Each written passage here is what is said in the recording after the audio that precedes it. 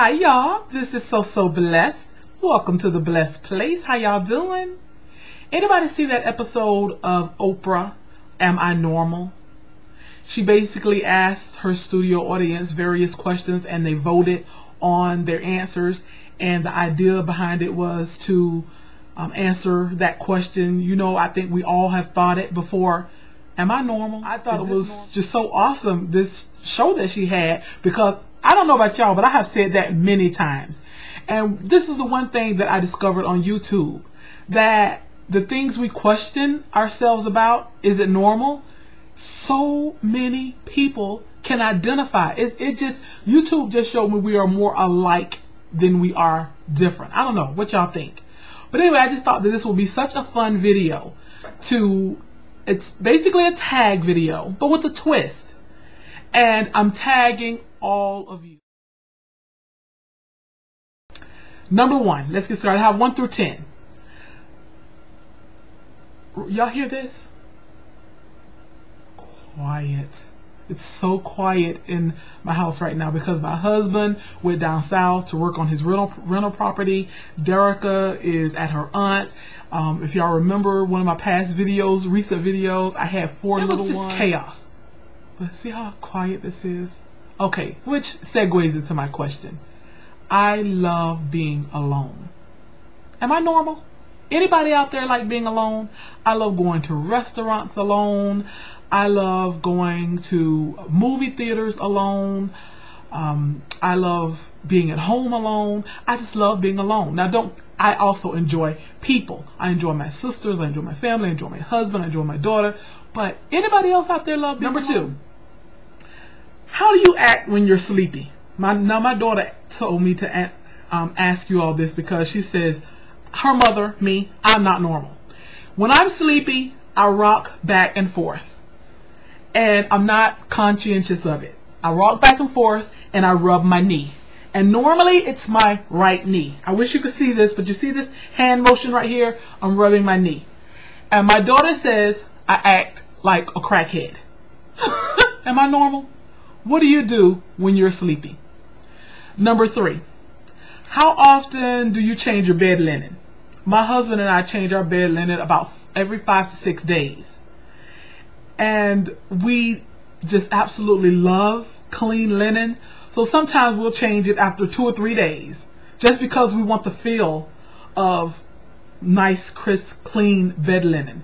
And the strange little twist about it is I use Johnson & Johnson baby powder all over my bottom sheets. I always put on a fitted sheet and then a top sheet, and I always put Johnson & Johnson baby powder all over my mattress.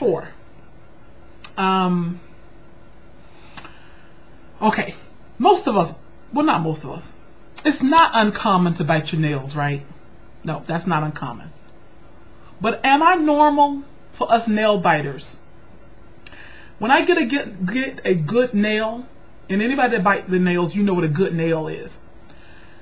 I can't just get rid of it. I can't just throw it in the trash, especially if it's nice and fresh, you know, if I just bit it. So therefore, if I'm going to go eat or have to do something where I have to take the nail from my mouth, I keep it. I hoard my nails. I either put it beside my bedstand or I tuck it in my bra. Oh, TMI. Am I normal? Okay, what is it that you do that's a strange, gross habit? Come on, we're family. Share. Where am I? Number 5. Have you been told that you do strange things in your sleep? As for me, I feel like sometimes I feel like someone is holding me down or chasing me or trying to kill me, and I can't wake myself up. And I make these strange noises like, and my husband has to shake me, and then I wake up and he's like, baby, what's wrong?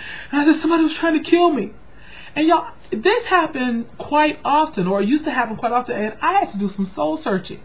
I had to do some spiritual soul searching. Lord, what is going on with me? What are you trying to tell me? What am I lacking spiritually? And then, y'all, this is what I deduced. I figured out it's the kind of shows that I'm watching before I go to bed. Forensic Files, Cold Case, Dr. G, Medical Examiner, all kinds of things like that. NCIS, all kinds of shows like that. And not only am I watching it visually, but y'all know my favorite thing is my wireless headphones. So not only am I watching it visually on this big screen TV, but I also have it wired straight to my ears into my brain. So I have some strange activity going on at night while I sleep. So sometimes I try to change, before I go to sleep, change the channel to something more soothing, or some music, or read a few scriptures from the Bible. Am I normal? What do you do strange in your sleep? Number 6. Okay. Those of us who love food, what is the strangest or the craziest thing you've done as it relates to food? Okay, I'm going to try to make this kind of quick here because I told this long story in one of my other videos. But one time I was at a funeral. I was so sleepy at this funeral, I could not stay awake. So I told my husband wasn't with me, but so I told my sisters that I was leaving to go home. I leave the funeral, but as and this funeral is in another county, about 40-minute drive from where I live.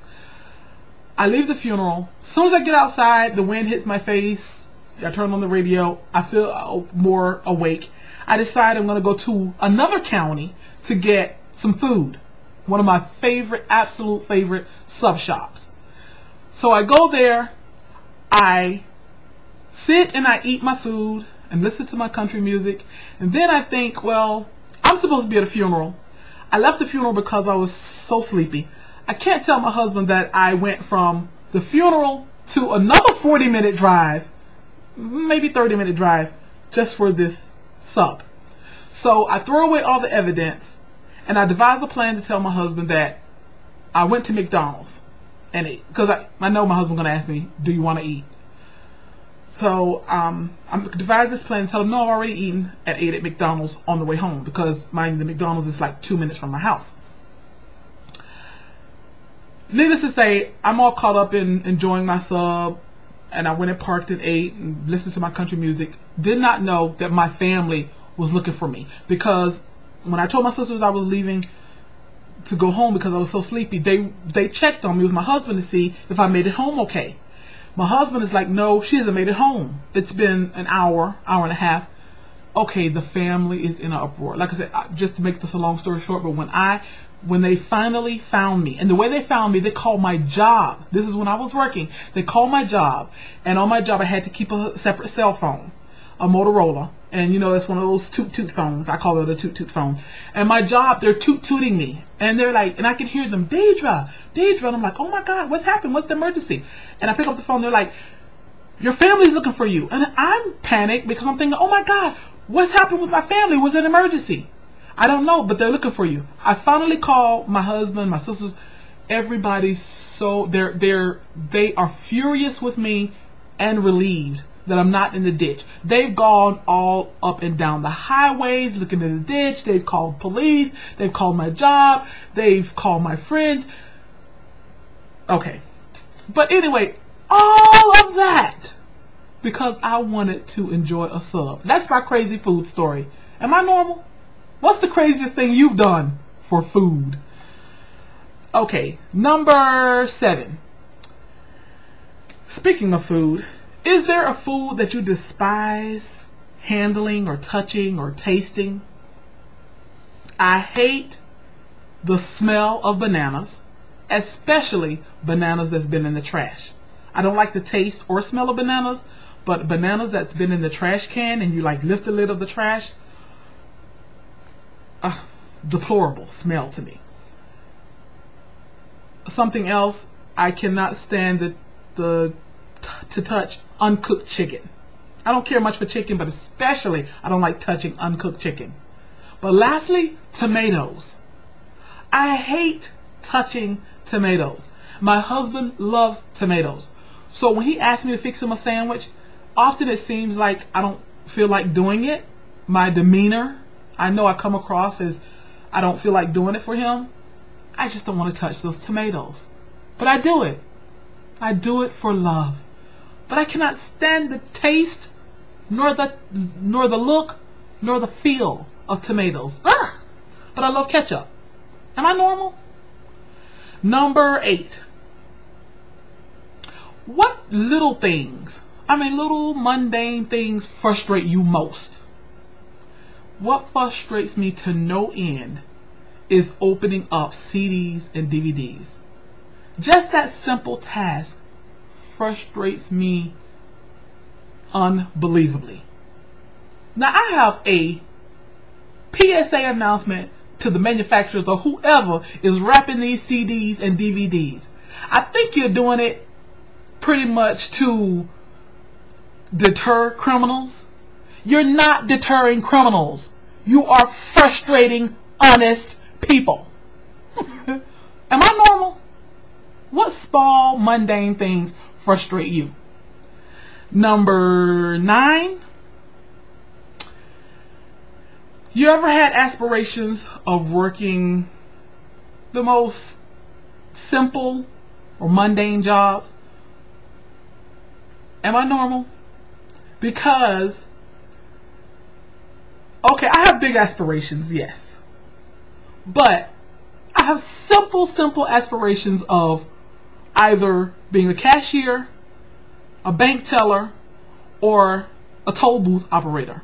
I don't know, blame it on when I was a little girl and when your parents buy you the little cash registers. And I think from when I was, 5, 6 years old playing with the cash registers, I had dreams of becoming a cashier. Like I say, I do have bigger aspirations. There's that book I want to write. But I just can't get out of my head the thought that I'd love to be a toll booth operator. Am I normal? Probably not. 10th and last. Have you ever cried over the death of a famous person? These people that we don't even know. And they definitely don't even know we exist.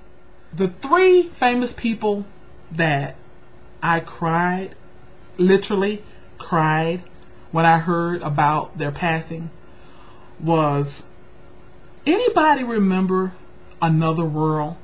And anybody remember Mackenzie Corey? They called him Mac. His real name was Douglas Watson. Y'all, I cried when Mackenzie died. I can still see at the end of the program, they showed his picture and they showed his, birth, the dash, and death, which I think the death was about 1989. And I could just still see that picture. And I literally cried. Anybody remember him? He was married to Rachel. Remember Mac and Rachel? That's when, that's when your stories, we call them the stories, was just such a natural fabric of your life that these people were like your kinfolk. That's why I cried, because he was Uncle Mac. Another person who you probably will find very surprising that I cried was Carol O'Connor, most affectionately known as Archie Bunker. Now you probably say, why would you cry for the passing of Archie Bunker, Carol O'Connor? But I loved him, absolutely loved him as Archie Bunker. But I think I felt more endeared to him as Chief Gillespie. Anybody remember him as Chief Gillespie? And y'all know he was sweet on a sister in Heat of the Night. Chief Gillespie was sweet on a sister. Total dichotomy to Archie Bunker. But when I heard of his passing, I literally cried. Last but not least, y'all, Luther Vandross. When I heard of the passing of Luther Vandross, oh my goodness, I cried. Okay, y'all, I so look forward to y'all doing this tag. I want to hear what you question. Am I normal? Y'all be blessed, and I love y'all.